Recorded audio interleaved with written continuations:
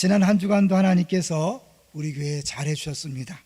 제일 먼저 감사한 것은 오늘 우리가 설립 14주년 기념 주일을 맞이했고 기념 예배를 드리고 있습니다.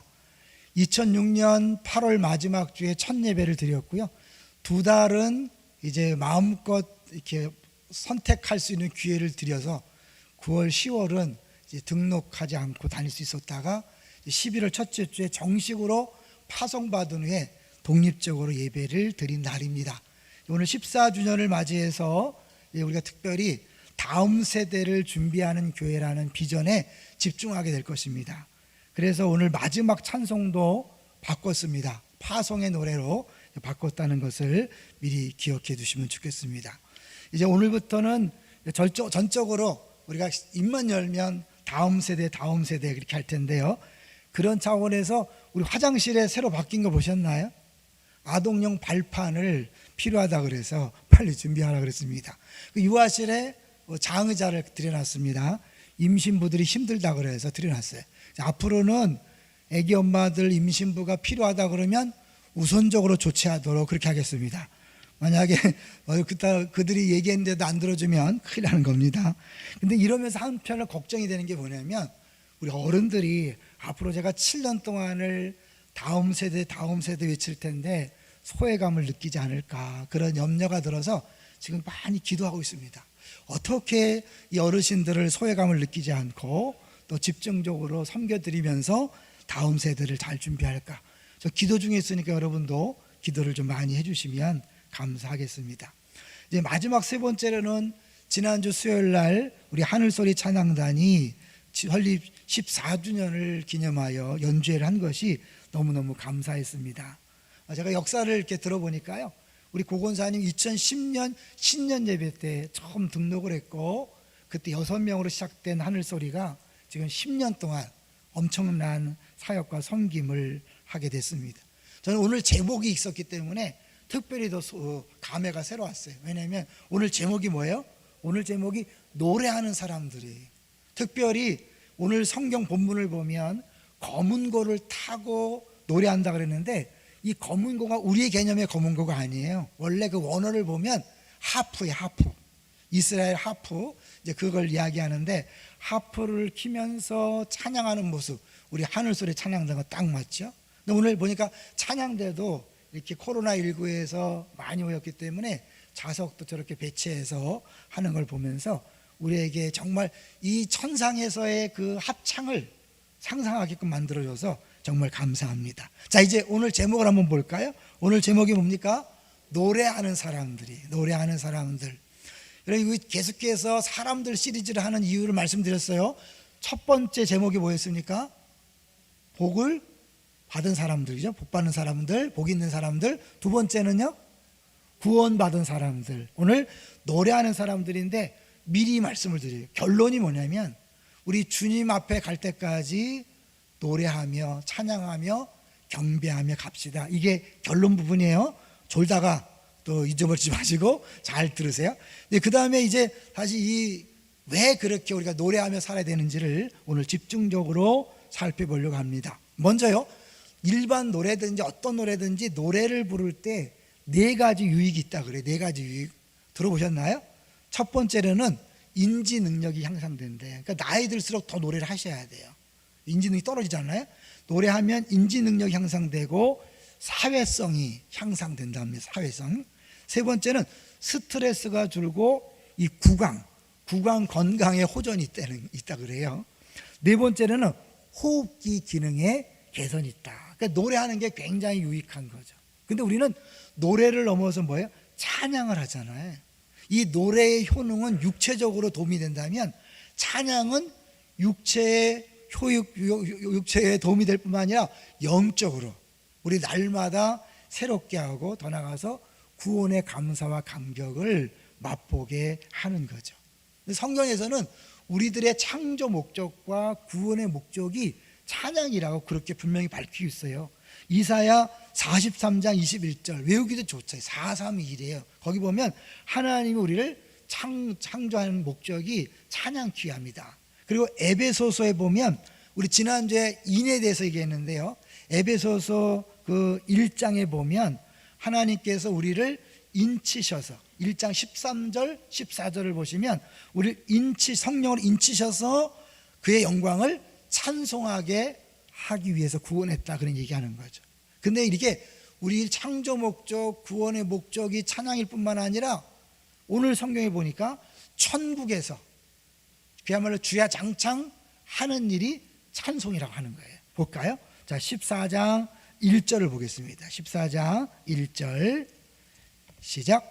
또 내가 보니 보라, 어린 양이 시온산에 섰고 그와 함께 14만 4천이 서 있는데 그들의 이마에는 어린 양의 이름과 그 아버지의 이름을 쓴 것이 있더라. 14만 4천 지난주에 설명드렸어요. 2절. 내가 하늘에서 나는 소리를 들으니 많은 물소리와도 같고 큰 우레소리와도 같은데 내가 들은 소리는 검은 고 타는 자들이 그 검은 고를 타는 것 같더라. 잠깐 먼저 그림 한번 보여주세요. 이 검은 고가 이스라엘 하프를 하는 거거든요. 그 밑에는 지난주 수요일 날 우리 하늘소리 찬양단이 하프를 키면서 이렇게 연주하는 모습이죠. 3절. 그들이 보좌 앞에 내 생물과 장로들 앞에서 새 노래를 부르니 땅에서 속량함을 받은 14만 4천 밖에는 능히 이 노래를 배울 자가 없더라. 무슨 노래를 부른다고요? 새 노래를 부른다 그래요. 사실 그 이단들이 이 새 노래에 대해서 굉장히 강조하면서 자기들만이 새 노래를 부른다 그래요. 근데 성경에서는 새 노래가 뭔지를 분명하게 말씀해 놨어요. 우리 시편을 보시면요, 시편 40편 3절 같이 읽어봅니다. 새 노래를 곧 우리 하나님께 올릴 찬송을 내 입에 두셨으니 많은 사람이 보고 두려워하여 여호와를 의지하리로다. 이단 교주를 찬송하는 게 아니에요. 하나님을 찬송하는 것이 새 노래예요. 근데 왜 새 노래일까요? 똑같은 가사와 곡조지만 내 심령이 바뀌는 거죠. 이 구원받은 사람이 구원의 감사와 감격을 가지고 부르는 것이 새 노래예요. 그래서 이 새 노래는 배워야 된다 그래요. 배워야 된다. 그래서 3절 끝부분에 보면 14만 4천 밖에는 능히 이 노래를 배울 자가 없더라. 그래서 이 노래를 부르는 사람의 조건 첫 번째는 속량함을 받은 사람들이라는 거예요. 그러니까 속량함이 뭘까? 좀 어렵죠. 쉬운 얘기는 속량함은 돈을 주고 사서 자유를 주는 거거든요. 한번 같이 보죠. 대가를 지불하여 재산, 동물, 노예 등을 되찾는 것이다. 신약에서 예수 그리스도의 구속 사역을 이루는 표현으로 사용된다. 그러니까 속자가 굉장히 어렵지만요, 속자 한마디로 말하면 값을 지불하는 거예요. 돈을 지불하는 거죠. 그러니까 결국 하나님이 우리를 구원할 때 값을 지불했다는 거예요. 어떤 값을 지불했죠? 예수님을 피값으로 줬다는 게 그거예요. 우리를 너무 귀하기 때문에 1,000만 원, 2,000만 원, 1억, 2억으로 우리를 구원할 수 없어서 하나님이 예수님을 그 피값을 지불하고 우리를 속량했다 그런 거죠. 그래서 우리는 얼마짜리라고요? 예수님 짤이라고 하는 거예요. 여기서 이제 우리 신앙생활이 달라지는 거예요. 우리가 그렇게 귀한 존재가 되었다. 그러니까 우리는 시시하게 이 땅의 것에 관심 갖고 이 땅의 것으로 욕심 삼지 않는다. 이러면서 달라지는 거죠. 근데 이제 우리 자칫 잘못하면 교회는 다니지만 예수를 믿지만 이 가치가 안 변하신 분이 있어요. 그래서 교회는 나오지만 가치는 똑같아. 돈이 최고고 권력이 최고고 인기가 최고야. 교회 나오면 달라진 게 뭐냐면 그 가치를 하나님의 힘을 동원해서 하나님 돈 주세요, 하나님 높여주세요. 가치는 안 변하고 가치를 높이는 일에 하나님을 이용하는 건 신앙이 아니에요. 그건 종교생활이에요. 여러분은 가치가 정말 변했습니까? 가치가 변한 사람의 특징이 뭐냐면 찬양한다는 거예요. 노래한다는 거예요. 근데 이 노래를 배운다는 건 뭘 얘기할까요? 이건 경험적으로 계속해서 해 나가야 된다는 거예요. 그 다시 결론을 미리 말씀드리면 천국에 가면 다 찬양하는 일만 할 텐데 하나님은 그렇게 하기 전에 이 땅에서 신앙생활하며 우리가 찬양하는 연습을 하게 해요. 실제로 여러분이 신앙생활 해보면요, 처음 예수 믿을 때와 5년 믿고 나서 10년 믿고 나서 찬양하는 태도와 자세가 달라졌습니까? 안 달라졌습니까? 달라져야 마땅하죠. 왜냐하면 이 초등학생이 사랑이란 노래하는 거하고 80년 사신 분이 사랑이란 노래하는 거 같을까 다를까요? 다르죠. 애를 낳아 기르고 손자 손녀를 보고 나서 사랑이란 이렇게 외치는 것과 초등학생이 사랑을 노래하는 건 다른 거예요. 마찬가지로 처음 예수 믿었을 때의 하나님 사랑, 구원, 십자가, 보혈 찬양할 때의 그 마음과 5년, 10년 믿으면서 그 찬양할 때의 생각과 마음은 달라지는 거예요. 저도요, 예전에 처음 예수 믿을 때 988 성결교였는데 전사님 맨날 보혈 찬양만 하길래 좀 어떻게 보면 좀 지겨운 것 같더라고요. 근데 지금 가면 갈수록 보혈 찬송 외에는 은혜가 별로 안 돼. 그런 거죠. 진짜를 아니까. 이 어린 양의 보혈 외에는 우리가 구원받을 수 없고, 그 어린 양의 보혈이라는 것은 나를 위해서 하나님이 얼마나 큰 희생을 치르셨는가를 보여주기 때문에 우리가 그걸 찬양하지 않을 수 없는 거죠. 자, 이제 그래서 한번 이 가치, 하나님께서 우리를 구원하시기 위해서 예수 그리스도를 값으로 지불했다는 이것을 우리가 조금 더 이해하기 위해서 쉰들러 리스트라는 영화 아시죠? 이 독일 그런 만행으로부터 유대인들을 구해낸 사람인데 한번 잠깐 영상을 보죠. God would have bought this car. Why did I keep the car? 지금 후회하는 거예요. People, right? This pen. Two people. 정말 많은 유대인들을 구했는데 마지막에 This 후회하는 is 거예요. gold. Two more people. You would have given me two for it. At least one. You would have given me one. One more. I could have got one more person. And I didn't. I didn't. 가만 놔두면 가스실에 들어가서 다 죽어야 될 유대인들을 저 쉰들러가 돈을 주고 자기가 직원을 고용한다고 해서 빼낸 거죠.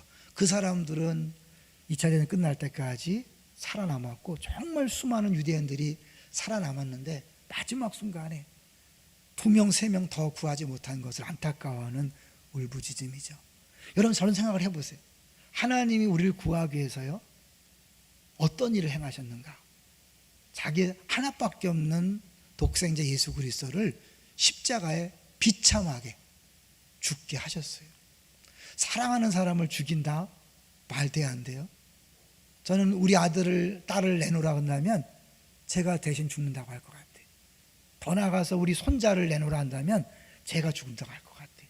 그게 사랑이잖아요. 근데 하나님은 우리를 사랑한다고 우리를 구원하기 위해서 자기 하나밖에 없는 아들을 이 땅에 보내서 죽게 한 거죠. 그거를 내가 알면 알수록 사랑이라는 게, 은혜라는 게, 십자가라는 게 보혈인가 뭔가를 알면서 달라지는 거예요. 제가 처음에 상처가 치유되지 않을 때는 아버지 사랑합니다 노래가 별로였는데요, 치유를 받고 나서는 아버지 사랑 하면 벌써 아버지 사랑하면 벌써 이 눈 뒤에서 축축해져요. 그건 내가 뭐 일부러 하는 게 아니라 내 안에서 경험적으로 하나님을 알아가면서 이제 그 사랑을 깨달은 거죠. 예수님이 그렇게 말씀하셨죠. 수고하고 무거운 짐자들아 다 내게로 오라, 내가 너희를 편히 쉬게 하리라. 이제 결론 부분 얘기하겠지만 신앙생활은 결국 쉬는 거고, 쉬는 거. 천국이 쉼인데 이 땅에서 쉬는 거예요. 그다음에 뒤에 보면 나의 멍에를 메고 내게 배우라. 결국 예수님을 따라가는 제자의 삶은 예수님을 따라가면서 그 사랑을 배워가고 경험적으로 알아가는 거죠. 자, 이제 그 다음에요. 이 속량함을 받았다는 자체는 우리가 할 수 있는 게 아니에요. 그러니까 전적인 은혜이기 때문에 우리가 할 수 있는 게 아니고, 우리는 다만 그 사랑과 은혜를 날마다 더 알아가는 거죠. 두 번째는 우리가 구체적으로 어떻게 이 땅에서 신앙생활을 해야 될 것인가를 보여주는 거죠. 4절을 볼까요? 4절 시작. 이 사람들은 여자와 더불어 더럽히지 아니하고 순결한 자라, 어린 양이 어디로 인도하든지 따라가는 자며 사람 가운데에서 속량함을 받아 처음 익은 열매로 하나님과 어린 양에게 속한 자들이니. 5절까지 그 입에 거짓말이 없고 흠이 없는 자들이더라. 정리해보면 세 가지예요. 첫 번째는 뭐예요? 여자와 더불어 더럽히지 않았다. 남자만 얘기하는 게 아니라 성경에서 이 더럽힌다는 건 음행이고 우상 숭배를 얘기하는 거거든요. 로마 황제에 굴복하지 않고 우상 숭배하지 않은 걸 얘기하는 거예요. 그냥 내가 하나님 백성이 되었으니까 그런 거죠. 두 번째로 보면 이제 어린 양이 어디로 인도하든지 따라가는 자며 그랬어요. 진정한 제자죠. 제자도. 근데 어린 양을 따라가니까 어린 양이 어디 간 거예요? 어린 양이라는 자체는 죽으러 가는 거잖아요. 어린 양이라는 표현을 왜 쓰겠어요? 죽음을 전제하는 거거든요. 그러니까 그 어린 양을 따라간다는 건 우리도 죽는 걸 의미하는 거예요. 신앙생활은 다른 게 아니에요. 죽는 거예요. 누구든지 나를 따라오려거든 자기를 부인하고 자기 십자가를 지고 따를 것이니라. 여러분 집에서 죽어보셨어요? 죽으면 부부싸움 안 해요. 살아있기 때문에 싸우는 거예요. 부부 중에 한 명 죽으면 싸움 안 나요. 동의하시죠? 부모 자식 간에 왜 갈등이 있어요? 한쪽만 죽으면 싸움이 없어요. 성도 간에 왜 싸움이 있어요? 서로 살겠다고 싸우니까 싸우는 거죠. 한쪽이 죽으면 싸움이 없어요. 예수님은요 어린 양으로서 이 땅에 만왕의 왕이신데 죽으러 오셨어요. 그게 하나님 나라의 특징이에요. 그런 의미에서요 요한계시록을 보면 어린 양에 대한 시리즈가 7개가 나와요. 첫 번째는 제가 뭘 말씀드렸어요? 복 시리즈 7개 했죠. 지난주는 찬양 시리즈 했어요. 오늘 어린 양 시리즈를 한번 보세요. 그냥 적어만 놓으세요. 어린 양 시리즈 7개인데요. 저기 나와 있는 대로 처음에 계시록 7장 14절에 어린 양의 피가 나와요. 13장 8절에 어린 양의 생명책, 14장 1절에 어린 양의 이름, 15장 3절에 어린 양의 노래, 19장 9절에 어린 양의 혼인잔치, 또 그 옆에 보면 어린 양의 아내 같이 묶었어요. 21장 14절에 어린 양의 12사도, 22장 1절에 어린 양의 보좌. 처음부터 마지막까지 계속 어린 양, 어린 양, 어린 양, 뭘 의미하는 거예요? 죽음을 얘기하는 거예요. 왕인데, 하나님 나라의 왕인데, 우리가 생각하는 것처럼 칼을 들고 백마 타고 그렇게 해서 세상을 정복하는 것이 아니라 어린 양으로서 죽음으로 말미암아 하나님 나라를 세워갔다는 것을 요한계시록이 강조하는 거예요. 그러니까 여러분 요한계시록을 볼 때 막 666, 적그리스도, 7년 이런 거 관심 갖는 게 아니에요. 그게 우리 신앙생활에 유익이 없어요. 진짜 유익은 뭔지 아세요? 이 어린 양에 집중하는 거예요. 요한계시록의 주인공은 어린 양이에요. 그리고 그 어린 양을 자꾸 보여주고 강조하고 우리에게 또 이렇게 말씀하는 이유는 뭐예요? 너희들도 지금 이 세상에서 고통받고 아픔 당하지만 두려워하지 마라. 걱정하지 마라. 그게 정상이다 라고 보여주는 거예요. 14장 1절에 갑자기 14만 4천 명이 또 나와요.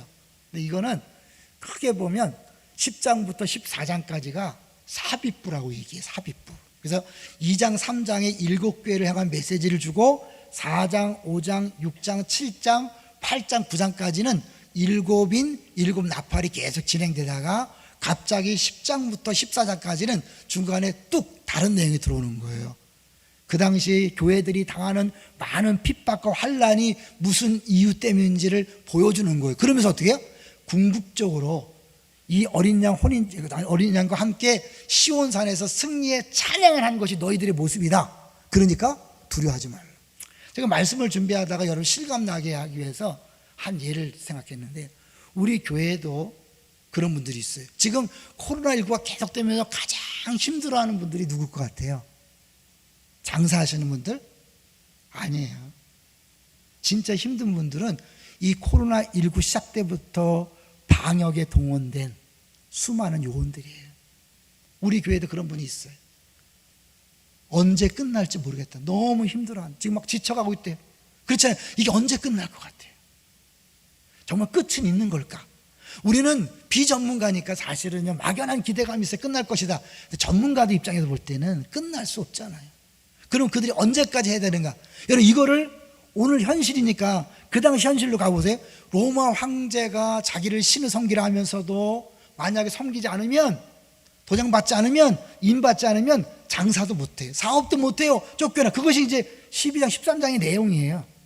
그렇게 안타까워하고 두려워하는 분들에게 하나님께서 사도연을 통해서 10장부터 쭉 말씀하는 거예요. 그 마지막 14장에 딱 너희들의 결과적인 모습 이거다. 너희 결국 이런 사람이 될 거야. 이런 사람 돼 있어. 그러니까 걱정하지 마 라고 하는 거예요. 그래서 그게 6절 7절 보세요. 6절 7절 6절 7절 시작. 또 보니 다른 천사가 공중에 날아가는데 땅에 거주하는 자들 곧 모든 민족과 종족과 방언과 백성에게 전할 영원한 복음을 가졌더라. 복음이에요. 10장에 가보면 네가 다시 예언해야 된다. 그러니까 10장에 예언을 얘기하고 14장에 복음을 얘기하면서 이 10장과 14장이 하나의 묶음이라는 걸 보여주는데 그 내용이 뭘까요? 복음이 뭐겠어요? 7절 그가 큰 음성으로 이르되 하나님을 두려워하며 그에게 영광을 돌리라. 이는 그의 심판의 시간이 이르렀음이니 하늘과 땅과 바다와 물들의 근원을 만드신지를 경배하라. 그 로마 황제 짐승의 짐승 표현하는 거예요. 뭐 666이 뭐 이런 거 너무 관심 갖지 마세요. 나중에 이제 자연스럽게 천국 가면 알 텐데요. 그거에 관심 갖다가 사실은 진짜를 놓치는 거거든요. 그게 핵심이 아니에요. 왜냐하면 그 666이 모든 것들은 다 불신자들에 관한 것이고 우리는 이미 뭐예요? 하나님의 인을 받은 사람들이에요. 근데 그 특별히 어린 양의 이름이라고 그래요. 다시 한번 잠깐 볼까요? 잠깐 보기. 자, 14장 1절을 보세요. 또 내가 보니 보라 어린 양이 시온산에 섰고 그와 함께 14만 4천에 서 있는데 그들의 이마에는 어린 양의 이름과 그 아버지의 이름을 쓴 것이 있더라. 이거는 14만 4천은 지난주에 설명드렸어요.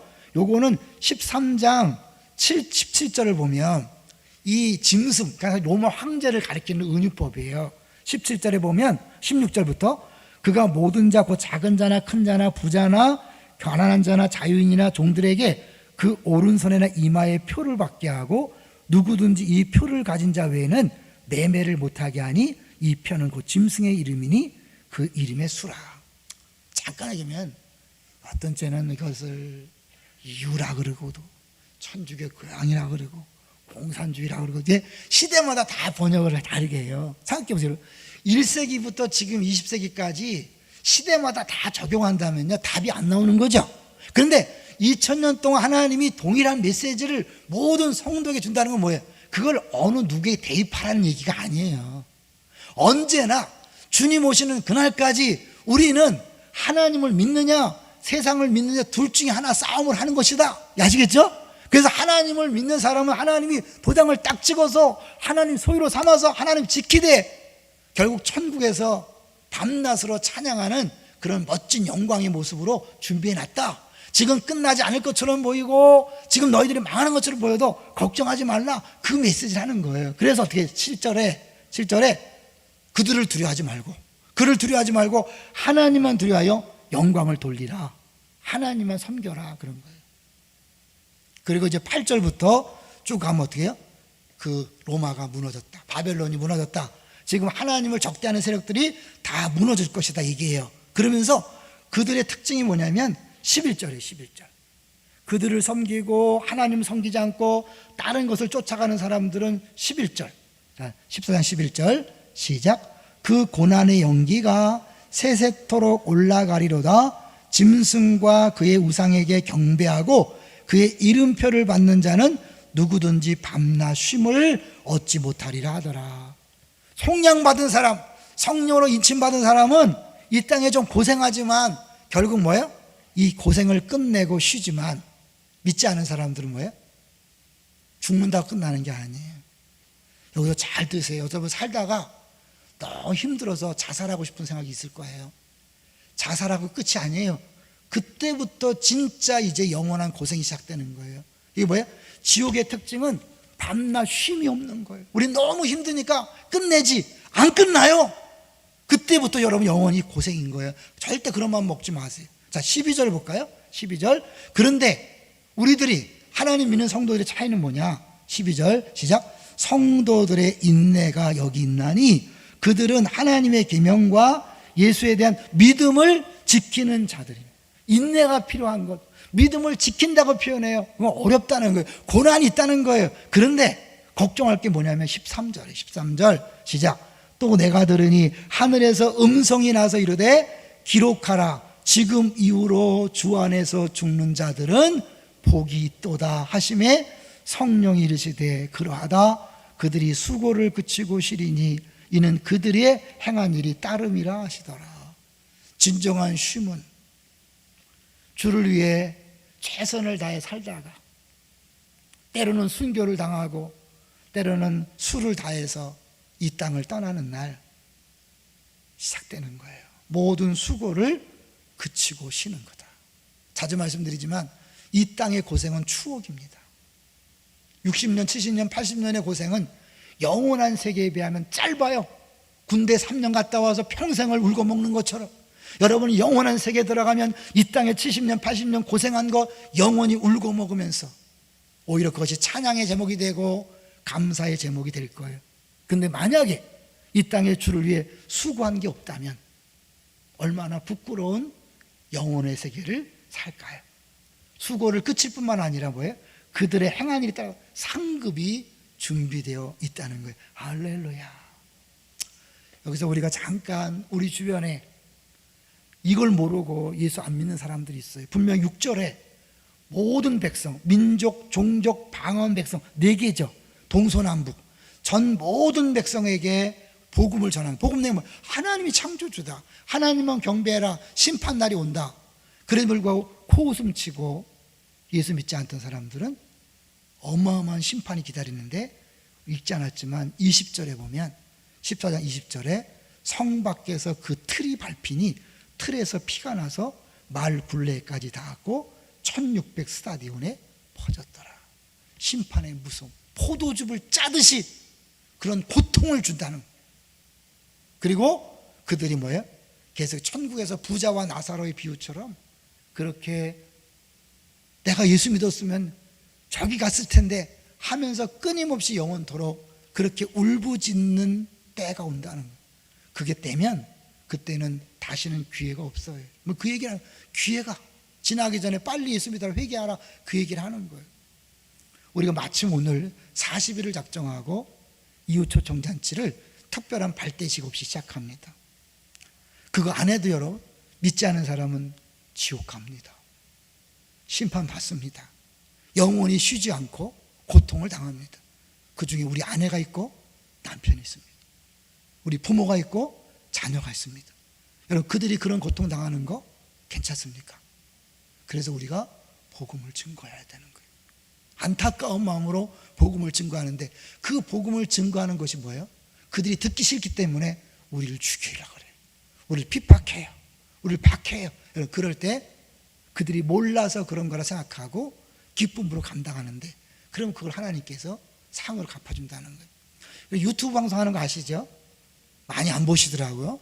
여러분 제 인기를 위해서 하는 게 아니에요. 제가 5분짜리를 한 건 뭐냐면 우리 성도들을 위한 것도 있지만 궁극적으로는 믿지 않은 사람들의 전도용으로 쓰라고 드린 거예요.